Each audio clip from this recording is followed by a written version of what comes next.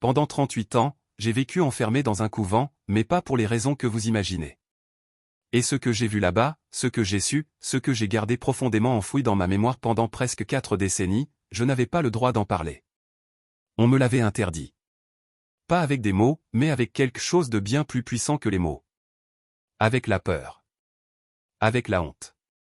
Avec cette conviction terrible que certaines vérités sont trop dangereuses pour être dites à voix haute. Aujourd'hui, je parle. Pas parce que je n'ai plus peur. Mais parce que je ne peux plus me taire. Je m'appelle Antoine. J'ai 64 ans aujourd'hui. Et pendant presque toute ma vie, j'ai gardé le silence. Un silence lourd. Un silence qui pèse sur les épaules comme une pierre qu'on porte sans jamais pouvoir la poser. Les gens autour de moi ne savaient pas. Ma famille ne savait pas. Les rares amis que j'ai eus après ma sortie, ils ne savaient pas non plus. Parce que comment expliquer quelque chose qu'on ne comprend pas soi-même entièrement? Comment raconter 38 ans d'une vie à quelqu'un qui n'a jamais mis les pieds dans cet endroit? Qui n'a jamais senti cette odeur particulière de pierre froide et d'encens mêlé, qui n'a jamais entendu ce silence absolu à 4 heures du matin quand tout le monde dort et que vous restez éveillé avec vos pensées et vos questions sans réponse? Je tremble un peu en disant tout ça. Pas parce que j'ai froid. Mais parce que c'est la première fois que je dis ces choses à voix haute. La première fois que les mots sortent vraiment.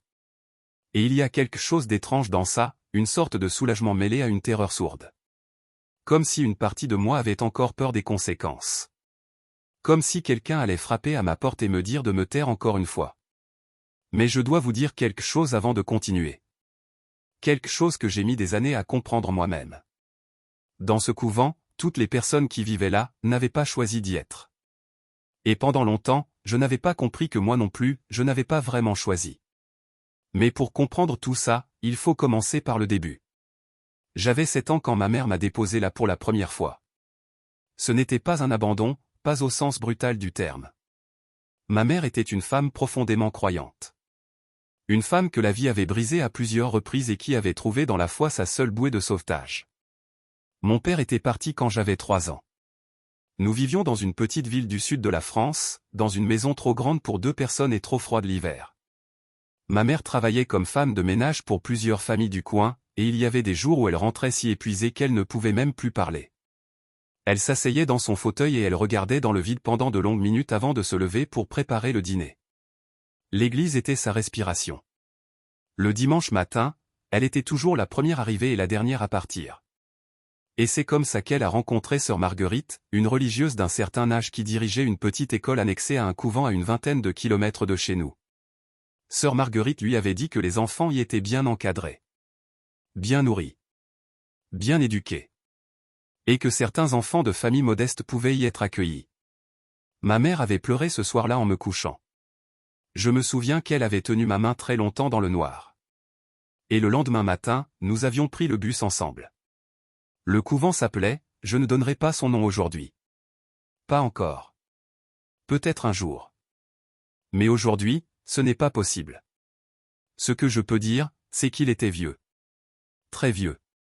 Les murs étaient en pierre grise, presque noirs par endroits à cause de l'humidité.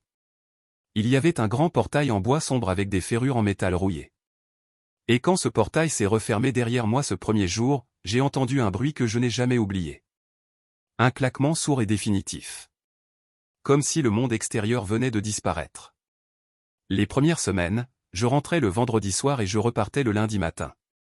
Ma mère m'attendait toujours au même endroit, au coin de la rue, avec son manteau bleu. Et je courais vers elle. Ces retrouvailles du vendredi sont parmi mes souvenirs les plus précieux. Mais elles ont duré moins longtemps que je ne l'aurais voulu. Parce qu'au bout de quelques mois, ma mère a eu un accident. Une chute dans l'escalier d'une des maisons où elle travaillait. Elle s'est cassé la jambe. Puis il y a eu des complications. Et pendant plusieurs mois, elle n'a pas pu venir me chercher. Je suis resté au couvent les week-ends. Puis pendant les vacances. Et peu à peu, sans que personne ne me l'explique vraiment, le couvent est devenu mon foyer. Pas ma maison. Mon foyer. Une maison, on peut la quitter. Un foyer, c'est plus compliqué que ça. La vie dans le couvent avait ses propres règles, mais il y en avait une que personne ne nous expliquait vraiment. Le réveil à 5h30. La prière collective avant le lever du soleil dans la grande chapelle froide où nos souffles formaient de petits nuages de vapeur en hiver. Le petit déjeuner en silence. Les cours le matin. Le travail manuel l'après-midi. Une autre prière avant le dîner. Et le soir, dans le dortoir, une extinction des lumières strictes à 9 heures. Tout était cadencé. Tout était minuté. Mais certaines règles n'avaient jamais été expliquées. Elles existaient, simplement. Et on apprenait très vite qu'il ne fallait pas les questionner. Le silence était fondamental. Au début je le trouvais oppressant.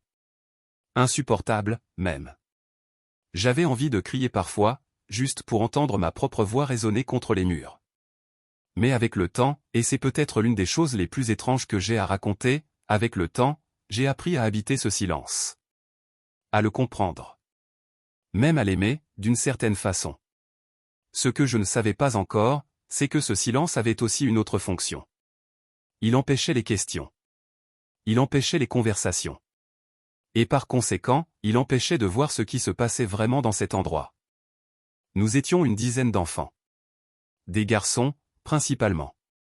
Certains venaient de familles très croyantes qui voyaient dans ce lieu une vocation possible pour leur fils.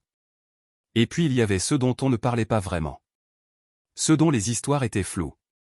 Ceux qui ne recevaient jamais de visite. Je me souviens d'un garçon qui s'appelait Luc. Il était là depuis avant moi. Il ne parlait presque jamais. Et un matin, son lit était vide. Personne ne nous a expliqué ce qui s'était passé. Personne n'a prononcé son nom. C'était comme s'il n'avait jamais existé.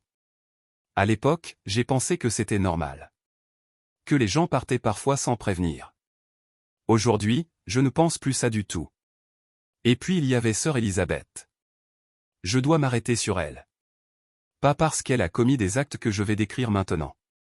Mais parce qu'elle est au cœur de tout ce que j'ai à raconter. Elle était la supérieure du couvent depuis des années quand je suis arrivé. Une femme de grande taille, au visage sévère, avec des yeux d'un gris particulier qui semblaient toujours vous regarder un peu au-delà, comme si elle voyait quelque chose derrière vous que vous ne pouviez pas voir vous-même. Elle savait exactement ce que vous pensiez, avant même que vous parliez. C'était son don. Ou peut-être sa malédiction. Quand elle me regardait, j'avais l'impression qu'elle décidait de ce que j'étais.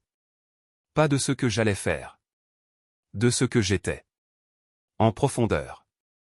Irrémédiablement. Elle ne parlait pas beaucoup. Mais quand elle parlait, tout le monde se taisait. Les sœurs, les enfants, même les prêtres qui venaient parfois pour les grandes cérémonies. Tout le monde. J'avais peur d'elle au début. Une peur instinctive, animale presque. Puis j'ai appris à la respecter.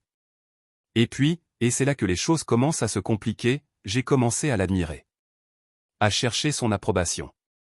À faire tout ce qui était en mon pouvoir pour qu'elle pose un regard satisfait sur moi. C'est une mécanique terrible, ça. Quand on est un enfant isolé, sans famille proche, sans repères affectifs solides, l'autorité devient une forme de substitut. Et sœur Elisabeth le savait. Je crois qu'elle l'avait toujours su.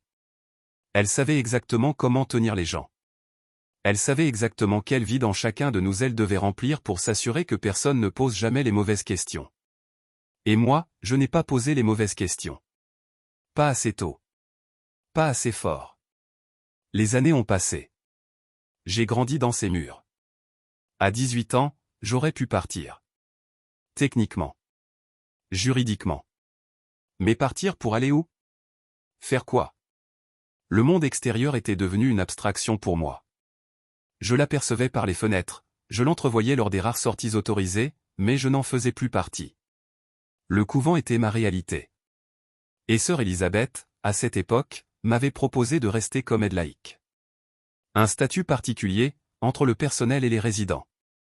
Je ferai des travaux d'entretien, j'aiderai à l'encadrement des nouveaux enfants, je continuerai à participer à la vie spirituelle du lieu. J'ai dit oui. Bien sûr que j'ai dit oui. Je ne savais pas encore ce que ce oui impliquait vraiment. Il y avait une règle, dans le couvent, qu'on nous avait toujours présentée comme purement pratique. Une aile entière du bâtiment, l'aile nord, était inaccessible aux enfants et aux aides laïques. On nous disait que c'était là que vivaient les sœurs les plus âgées, celles qui avaient besoin de calme et de soins particuliers. On nous disait que le bruit et le passage nous étaient interdits par respect pour leur repos. Nous avions accepté ça sans jamais vraiment y réfléchir. C'est ce que font les règles bien formulées, elles s'installent dans l'esprit comme des évidences et on ne pense plus à les questionner. Mais un après-midi d'automne, j'avais peut-être 22 ou 23 ans à l'époque, j'ai vu quelque chose que je n'aurais jamais dû voir. Et qui a tout changé. Je traversais la cour intérieure pour aller chercher des outils dans la remise. Il faisait gris. Le vent soulevait des feuilles mortes sur les pavés. Et j'ai levé les yeux vers les fenêtres de l'aile nord, comme on le fait parfois, machinalement, sans raison particulière. Et là, derrière une des fenêtres du 2e étage, il y avait une femme. Elle me regardait. Elle ne bougeait pas. Elle avait les 2 mains posées sur le bord de la fenêtre et elle me fixait avec une intensité qui m'a cloué sur place. Et puis, très lentement, elle a fait non de la tête. Non. Plusieurs fois. Lentement. Comme si elle voulait me dire quelque chose qu'elle ne pouvait pas crier. Comme si elle savait que je commençais à voir et qu'elle voulait m'avertir? Me confirmer? Je ne sais pas. Je ne l'ai jamais su. Parce que quelques secondes plus tard, elle a disparu de la fenêtre. Et je n'ai plus jamais vu son visage. Ce geste. Ce nom silencieux. Il m'a hanté pendant des semaines. J'ai essayé de me convaincre que j'avais mal interprété. Qu'elle agitait peut-être la tête pour une autre raison. Mais je savais. Au fond de moi, dans cet endroit où on sait les choses avant de vouloir les savoir, je savais que ce nom s'adressait à moi. Qu'il voulait dire quelque chose de précis. Quelque chose comme « ne reste pas ». Ou peut-être « ne te tais pas ». Et pourtant, je me suis tu encore. Plusieurs années de plus. Les fragments ont continué à s'accumuler. En ayant accès, en tant qu'aide laïque, à des espaces qui m'étaient auparavant fermés, j'ai commencé à percevoir des fissures dans la façade. Des portes qui restaient fermées sans explication. Des conversations qui s'arrêtaient brusquement quand j'approchais. Des regards échangés entre certaines sœurs qui contenaient quelque chose que je ne savais pas encore nommer. Un soir de novembre, j'avais alors 26 ans, je remplaçais une ampoule dans un couloir proche de l'aile nord. Il était tard. Presque 11 heures du soir. Le couvent dormait. Et j'ai entendu un bruit venant de derrière la porte interdite. Pas un cri. Pas vraiment. Quelque chose entre le sanglot et le murmure. Une voix humaine dans un état de détresse que le silence environnant rendait encore plus audible. J'ai hésité. Longtemps. J'ai regardé cette porte pendant plusieurs minutes en me disant que j'avais mal entendu. Et puis j'ai entendu à nouveau. Et cette fois, je ne pouvais plus prétendre que j'avais mal interprété. C'était une voix humaine. Une voix en souffrance. Je me suis approché. J'ai posé la main sur le bois et j'ai écouté. Ce que j'ai entendu ce soir-là a commencé à défaire quelque chose en moi. Quelque chose que je n'arrivais pas encore à identifier. Comme si une certitude que j'avais portée pendant des années sans même savoir que je la portais commençait à se lézarder. Je n'ai pas ouvert cette porte. Je suis retourné dans ma chambre et j'ai passé une nuit blanche à me dire que je n'avais rien entendu. J'ai croisé, par hasard, quelques semaines plus tard, un document administratif qui traînait sur un bureau. Je n'aurais pas dû le lire. Mais j'ai lu. Des noms. Des dates. Des montants d'argent qui ne correspondaient à rien de ce qu'on m'avait dit sur le fonctionnement du couvent.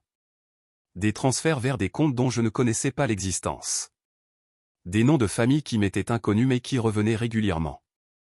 Des familles qui payaient. Régulièrement. Significativement.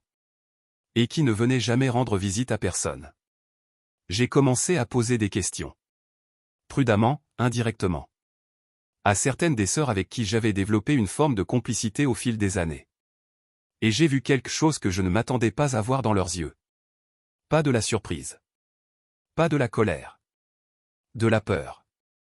Une peur ancienne, installée, qui ne demandait qu'à rester cachée. L'une d'elles, je l'appellerai sœur Agnès, m'a pris le bras un après-midi dans le jardin et m'a dit, à voix très basse, de ne pas poser de questions.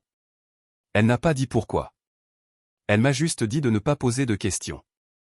Et dans ses yeux, il y avait quelque chose qui ressemblait à de la pitié.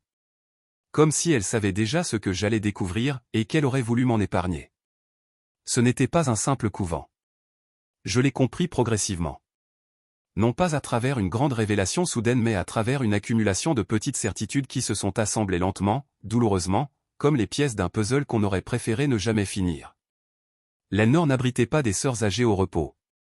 Elle abritait des personnes qui n'avaient pas choisi d'être là. Des femmes qui avaient été envoyées là par leur famille. Des femmes jugées problématiques, inconvenantes, difficiles. Des femmes qui avaient refusé des mariages arrangés. Des femmes qui avaient eu des enfants hors mariage. Des femmes dont les familles voulaient se débarrasser en les plaçant dans ce lieu sous couvert de vocation religieuse ou de soins psychiatriques. Des femmes qui n'avaient jamais prononcé de vœux mais qui vivaient enfermées comme si elles l'avaient fait. Qui vivaient enfermées comme si elles avaient perdu tout droit de décider de leur propre vie. Et les familles payaient. Chaque mois. Pour que leurs membres embarrassants disparaissent discrètement derrière ces murs de pierre grise. Un système. Un système qui existait depuis des décennies avant mon arrivée. Un système que sœur Elisabeth gérait avec la même rigueur qu'elle appliquait à tout le reste. Avec calme. Avec méthode. Avec la conviction absolue, je crois sincèrement, qu'elle faisait le bien. C'est ça le plus troublant. Elle n'était pas un monstre au sens où l'on entend ce mot. Elle était quelqu'un qui avait construit une vision du monde dans laquelle ce qu'elle faisait était juste. Nécessaire. Miséricordieux, même. Et cette conviction, elle la transmettait à tout le monde autour d'elle. C'est pour ça que personne ne parlait.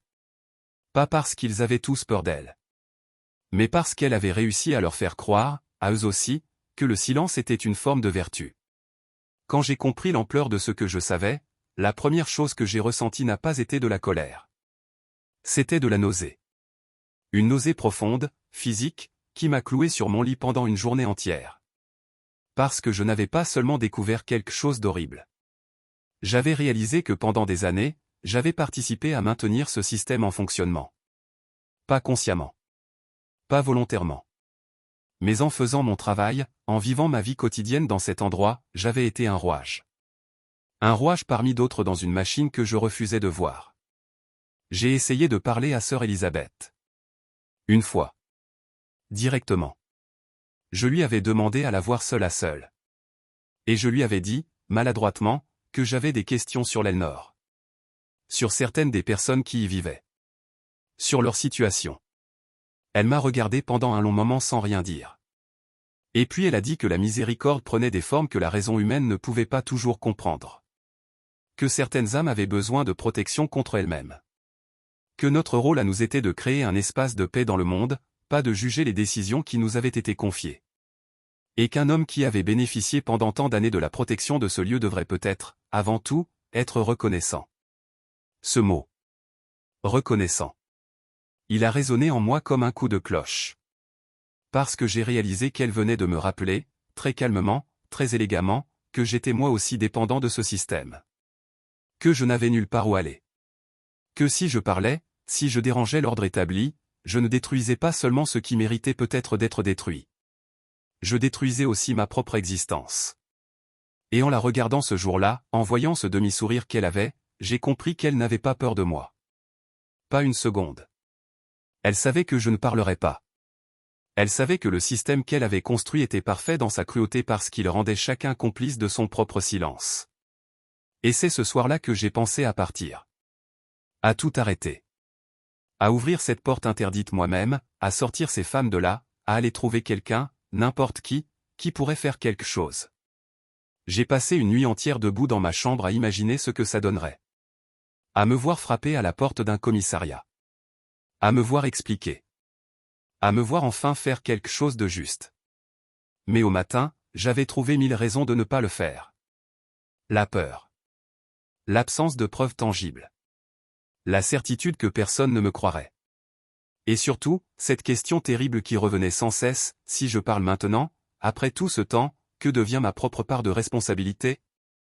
Où est la frontière entre témoin et complice? Je n'ai pas ouvert cette porte. Et c'est ça, que je ne me pardonnerai jamais. Les visages des femmes de l'Elnor ne m'ont jamais quitté.